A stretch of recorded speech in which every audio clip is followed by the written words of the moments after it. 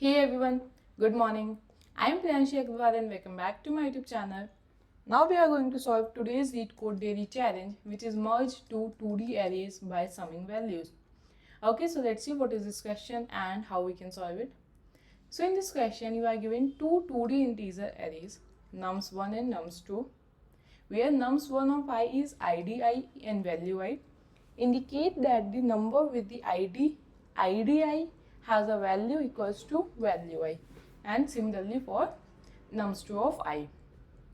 And each array contains unique IDs and is sorted in ascending order by ID. And you need to merge the two arrays into one array that is sorted in ascending order by ID, respecting the following conditions. Only IDs that appear in at least one of the two arrays should be included in the resulting array, and each ID should be included only once, and its value should be the sum of the values of this ID in the two arrays. And if the ID doesn't exist in one of the two arrays, then assume its value to be 0. And you need to return the resulting array. And the returned array must also be sorted in the ascending order. So in this question, you have been given with two arrays, two 2D integer arrays, nums1 and nums2, and you need to merge both of these nums1 and nums2 arrays into a single array which should satisfy these conditions, and your resulting array should also be sorted in the ascending order. Okay, so let's see what are these conditions and how we can apply those conditions in our test case. Okay, so you have been given these two arrays, nums1 and nums2. So what conditions you have been given? That only IDs that appear in at least one of the two arrays should be included in the resulting array. It means if a ID, let's suppose 1, if one occurs in either nums of 1, either nums2, or in both of them, only then it should appear in the result. Obviously, if it doesn't occurs in any of them, then how it can appear in our result? Okay, and each ID should be included only once, and its value should be the sum of the values of this ID in the two arrays. Let's suppose 1 is also present in nums1 and 1 is also present in nums2. So in the output array, ID 1 should appear only once. So which value we should take, 2 or 4? We need to take the sum of the both the values, that is 2 plus 4, 6. Okay, so now you have got the question. We have been given two arrays, nums1 and nums2, and we need to merge them on the basis of these conditions, and our resulting array should also be sorted in ascending order by ID. Okay, so let's see how we can solve this. So our first array is 1 2 2 3 and 4 5, and our second array is 1 4 3 2 4 1. 1 4 3 2 and 4 1. Okay, so we need to merge both of them. So can we just create an unordered map, let's say, and start storing all the ID and values in this map? Okay, let's start. First, let's start iterating on this nums. This is nums1, this is nums2. Okay, let's start iterating on this nums1. So we have been given that every vector has only unique IDs. So let's store all the unique IDs in this. Okay, we have stored all the IDs in this map. Okay, now let's start iterating in this nums2. Okay, one is already present in the map. So what we will do? We will simply update its value with the sum of these values. So what it will become? 1 comma 6. Okay, now let's come to 3 comma 2. 3 is not there in the map, so we will simply store 3 comma 2. Now 4 comma 1, 4 is already there, so we will update its value. So our final map will become 1 comma 6, 2 comma 3, 4 comma 6 and 3 comma 2. Okay, what we need to return a vector of vector. So what we can do?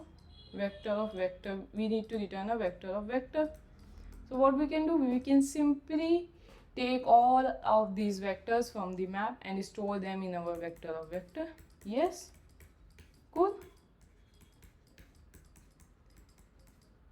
But in the question you have been given that your answer should also be sorted in the ascending order by ID. So what you need to do? You will need to sort it, and then you can simply use the STR for sorting the this vector. So it will become 1 comma 6, 2 comma 3, 3 comma 2 and 4 comma 6. So let's match it with our answer. 1 comma 6, 2 comma 3, 3 comma 2 and 4 comma 6. Yeah, we have got our answer. But what will be its time complexity?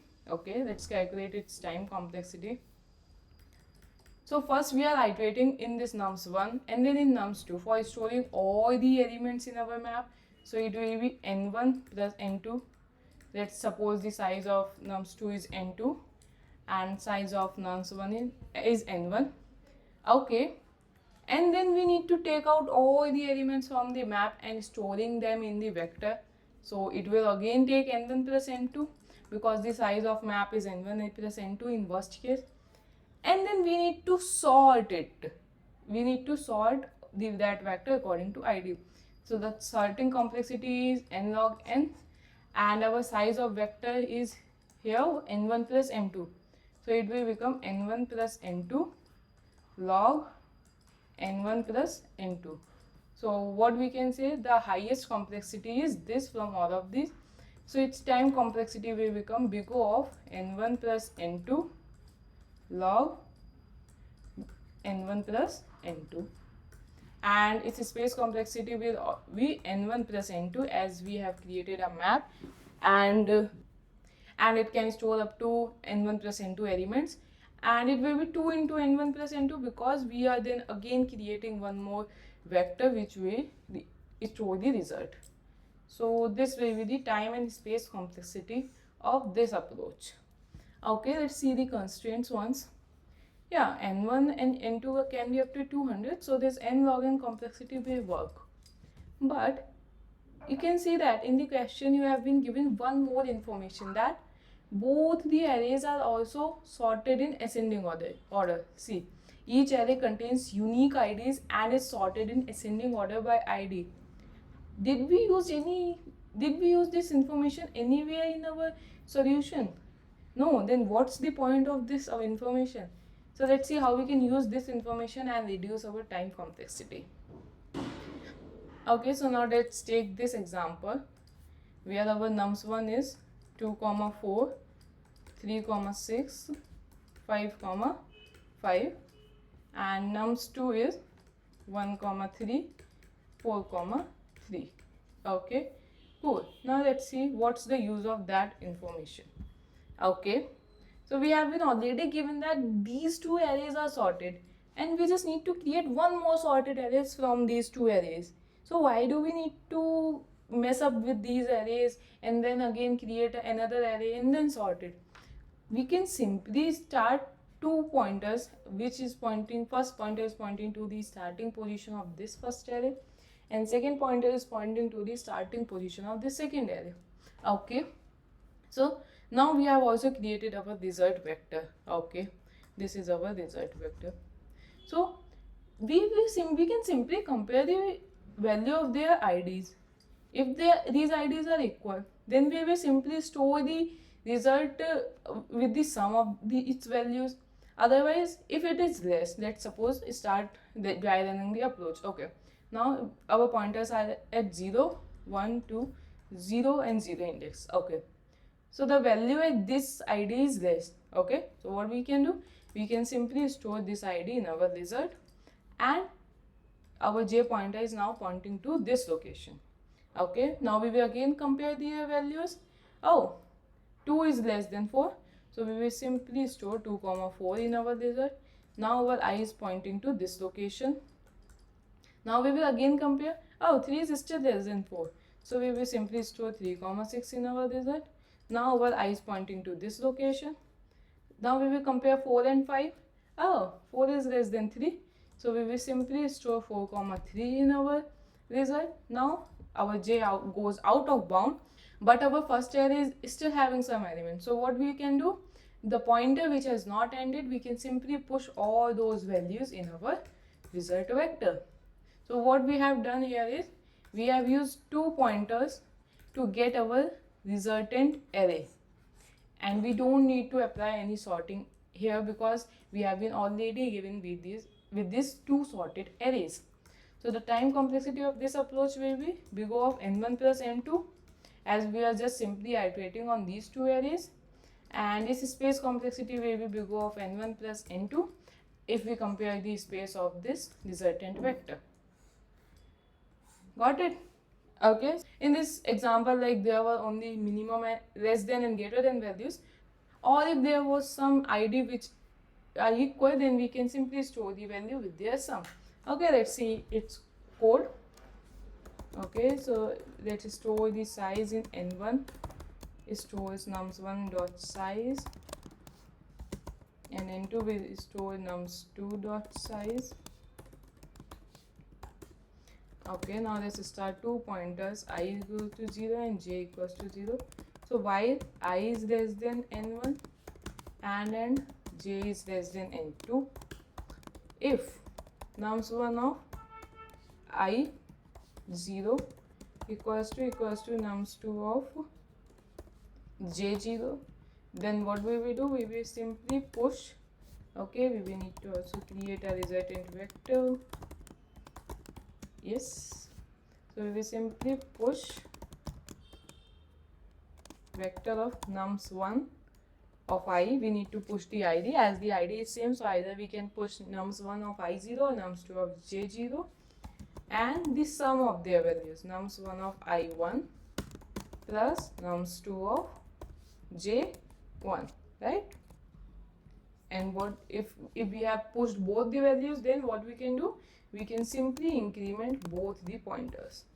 Okay, else if nums1 of I0 is less than nums2 of j0, then what we can do, we can simply push nums1 of I in our result and simply increment I.